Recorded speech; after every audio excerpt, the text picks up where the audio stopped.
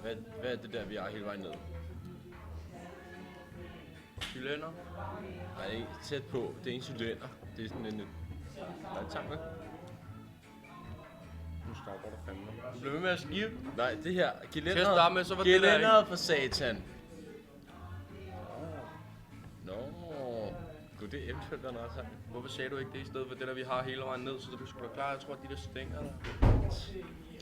Nå. Stængerne, det er rigtigt nok. Det er cylinder. Cylinder, rektangler. Nogle kvadrater. Har vi nogle... Er der så ikke også... Jo, så er der 90 grader Der er der. sådan en slags kvadrat lige der, hvis man tager formen der på enden. Ja. Og så prøv at se. Faktisk, ikke? Så der er også... Der er 45... Nej, ikke 45. 90 grader ned i cylinderen, og så hænger det der dims.